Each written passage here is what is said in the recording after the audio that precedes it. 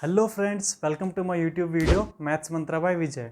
तो जैसा कि आपने हमारी लास्ट वीडियोस में देखा होगा, हम क्लास 9th के सेकंड चैप्टर पॉलिनोमियल के बारे में पढ़ रहे थे। ठीक है, तो लास्ट वीडियो में हमने रिमाइंडर थ्योरम के बारे में पढ़ा, जो कि काफ़ी इंपॉर्टेंट है। ठीक है, तो इस वीडियो में एक बार हम उसकी डेफिनेशन को दोबारा देख लेते हैं।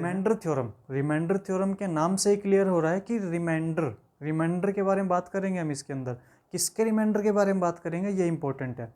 तो किसी भी पॉलिनोमियल को अगर आप लीनियर पॉलिनोमियल से डिवाइड करोगे, तो जब वो रिमाइंडर आएगा उस रिमाइंडर के बारे में बात कर रहे हैं।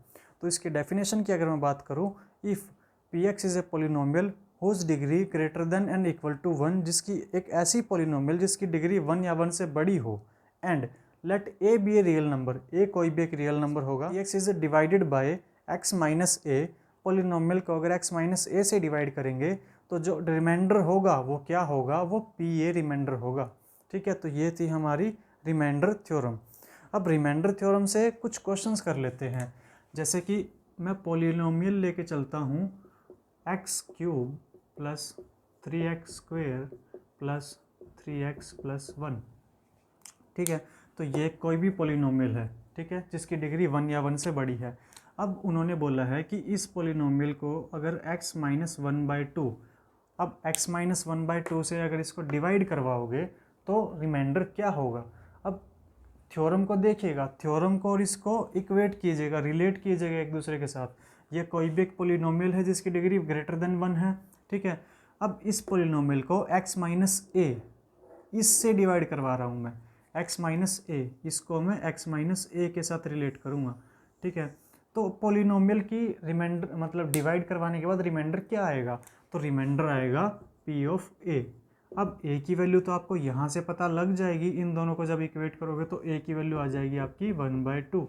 तो जब पॉलिनोमियल के अंदर आप 1/2 का क्यूब मतलब पुट कर दोगे तो आपका आंसर आ जाएगा by the help of reminder theorem, reminder theorem की हेल्प से। ठीक है, इसको सॉल्व कर लेना। ये 1/8 plus 3/4 plus 3/2 and plus 1 equal to solve करके आपका आंसर आ जाएगा।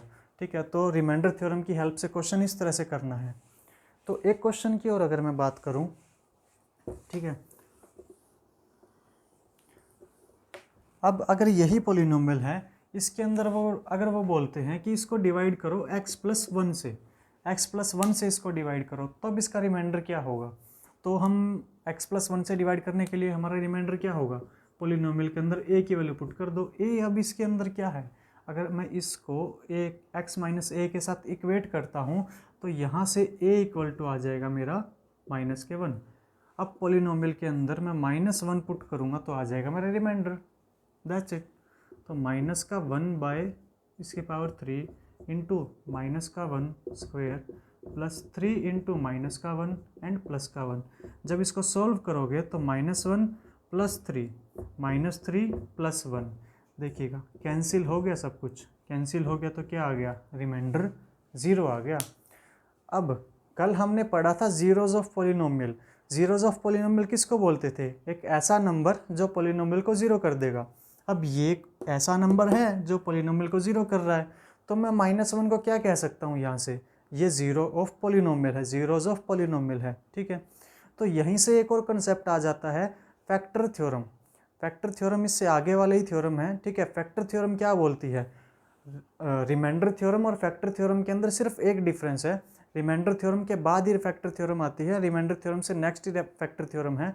तो फैक्टर थ्योरम क्या है कि जब हम पॉलिनोमियल को x माइनस ए से डिवाइड करते हैं तो जो रिमाइंडर आता है पी ए, अगर वो remainder p a equal to आ जाएगा 0 के, तो क्या बन जाएगी, वो फैक्टर थ्योरम। ठीक है, अगर इसकी डेफिनेशन की मैं बात करूं, let F X be a polynomial whose degree greater than equal to 1 and let A be a real number, x minus A is a factor of P X if P of A equal to 0।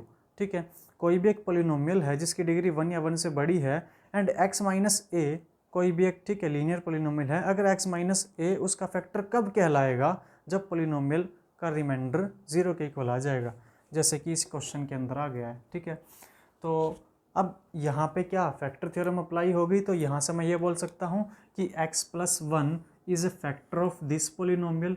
ठीक है, bye the help of factor theorem की help से।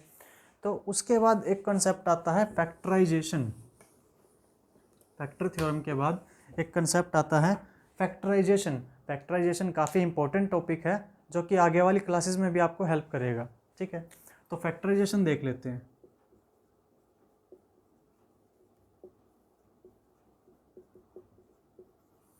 Factorisation की अगर मैं बात करूं तो ये मैं एक एग्जांपल की हेल्प से आपको समझाऊंगा। ठीक है, देखिएगा कि 6x² प्लस 17x प्लस 5। अब फैक्टराइजेशन का मतलब क्या होता है कि स्प्लिटिंग द मिडल टर्म। यहाँ पर जो मिडल टर्म गिवन है उसको हम स्प्लिट कर रहे हैं। ठीक है, इस एग्जाम्पल की हेल्प से मैं आपको फैक्टराइजेशन बताऊंगा। फैक्टराइजेशन का मतलब क्या होता है, स्प्लिटिंग द मिडल टर्म। यहाँ पर जो मिडल टर्म है इसको हम स्प्लिट करेंगे 17x को। 17x को किन दो पार्ट्स के अंदर स्प्लिट करेंगे ये डिपेंड करेगा दो कंडीशन के ऊपर। और वो दो कंडीशन क्या क्या है कि अगर मैं इसको कंपेयर करूँ ax² plus bx and plus c, तो यहाँ से a की वैल्यू तो आ जाएगी 6, b की वैल्यू आ जाएगी 17, c की वैल्यू आ जाएगी 5। तो जो वो दो कंडीशन है अब मैं उनकी बात करूँगा कि जब आप a और c को मल्टीप्लाई करोगे तो आता है 30।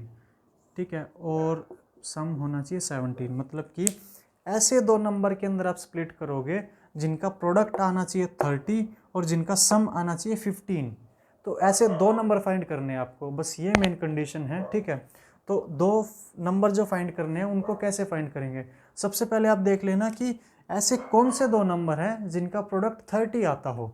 ठीक है, आप 15 इंटू 2 लिखो या फिर 2 इंटू 15 लिखो, दोनों एक ही बात है, जिसका प्रोडक्ट 30 आता है। आप 10 इंटू 3 लिखो या फिर 3 इंटू 10 लिखो, दोनों एक ही बात है, जिनका प्रोडक्ट 30 आता है। आप 6 इंटू 5 लिखो या फिर 5 इंटू 6 लिखो, एक ही बात है, दोनों का प्रोडक्ट 30 आता है। ठीक है, अब देखिएगा प्रोडक्ट तो इन तीनों केस के अंदर 30 आ रहा है, बट ऐसा कौन सा केस है जिसके अंदर सम भी 17 आता है। दोनों कंडीशन एक साथ अप्लाई होनी चाहिए आपकी।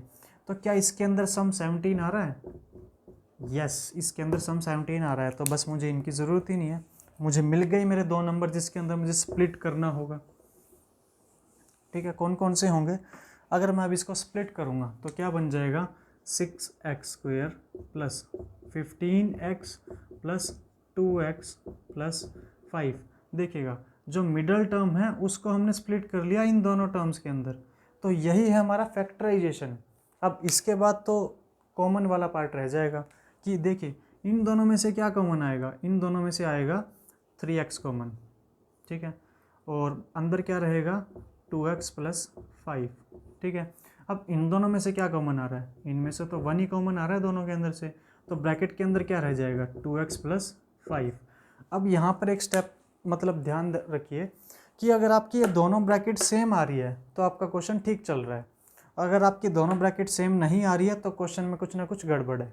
ठीक है, तो ये ध्यान रखिएगा। अब आगे 2x प्लस 5 को कॉमन ले लेता हूँ, दूसरे ब्रैकेट में क्या आ जाएगा 3x प्लस 1। अब अगर मैं इन दोनों को अलग अलग इक्वेट कर दूँ जीरो के साथ, 2x प्लस 5 को जब जीरो के साथ इक्वेट करूँगा तो यहाँ से x आ जाएगा -5/2। और अगर मैं 3x प्लस 1 को जीरो के साथ इक्वेट करूँगा तो यहाँ से आ जाएगा x = -1/3। ये आ गया फैक्टराइजेशन।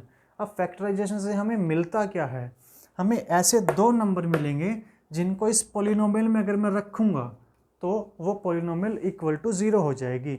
और ऐसे कौन से नंबर थे, इनको हम क्या बोलते थे, जो पॉलिनोमियल में रखें और वो =0 बन जाए, तो वो होते थे ज़ीरोज़।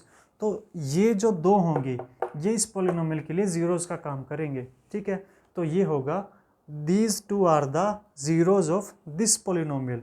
तो फैक्टराइजेशन क्या काम करता है, फैक्टराइजेशन आपकी पॉलिनोमियल की ज़ीरोज़ निकालने के लिए काम आता है। ठीक है, तो फैक्टराइजेशन का समझ आ गया कॉन्सेप्ट। तो आज के लिए इतना ही। Thank you friends, and please like, share and subscribe to my channel.